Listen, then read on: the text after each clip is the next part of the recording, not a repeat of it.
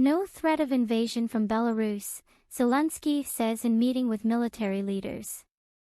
There is no threat of invasion from Belarus, Ukrainian President Volodymyr Zelensky said in a meeting Friday with military leaders, according to a report given by Ukraine's military intelligence chief Kyrylo Budanov. The remark comes as Belarus Defense Ministry this week said it was expecting the arrival of the next Russian military units as well as fighters from the Wagner mercenary group, who will take part in joint training with Belarusian forces. The country's leader Alexander Lukashenko, a staunch ally of Russian President Vladimir Putin, late last month claimed to play a key role in stopping the Wagner march toward Moscow and also said tactical nuclear weapons that Russia plans to station in Belarus had arrived.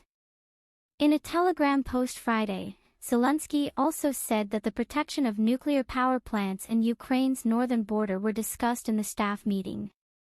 Ukraine is steadily sealing off and fortifying its northern border with Belarus and Russia, also encouraging civilians in some regions who still live close to the border to leave for safer places.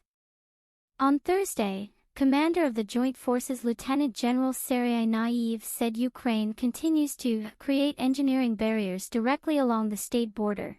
We dig anti-tank ditches and mine the area, adding that the goal is to make that area impassable.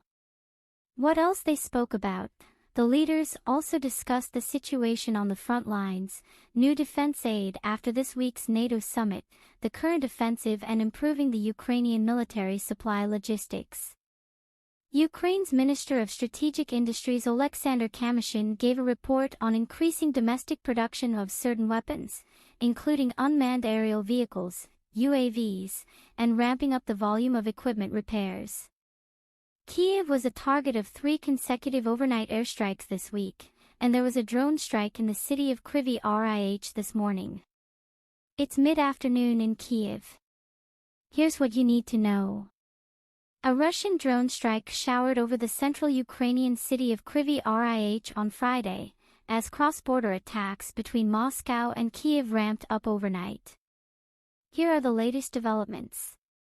Shelling in Kryvyi Rih. Key infrastructure, including 2 residential buildings, was destroyed and a 56-year-old man was injured in Kryvyi Rih in Dnipropetrovsk, a regional official said. Elsewhere in the region, a warehouse and a power line in the village of Velikomichailivka were damaged in artillery shelling. Fighting along the border, Russian governors in charge of regions close to Ukraine said a drone crashed in the town of Kurchatov in Kursk Oblast, causing partial damage to an apartment building. 3 drones were also intercepted Thursday over the neighboring Voronezh region. Officials reported no injuries. Armand Soldin, France posthumously awarded its most prestigious honor, the Légion d'honneur, Legion of Honor, to Armand Soldin, a French journalist killed covering the war in Ukraine. The Agence France-Presse video coordinator died in May near the eastern city of Bakhmut. Soldin was awarded the Order of Knight. Weapons in Ukraine. The much-anticipated and controversial American-made cluster munitions that the United States agreed to supply to Kyiv are now in Ukraine, according to a Ukrainian general and the Pentagon. Meanwhile, Ukrainian forces shot down 23 drones overnight into Friday, the country's Air Force said. Wagner does not exist, Kremlin spokesperson Dmitry Peskov said that Wagner, the mercenary group which led a failed insurrection against Russian President Vladimir Putin last month, was never a legal entity and its legal status needs further consideration.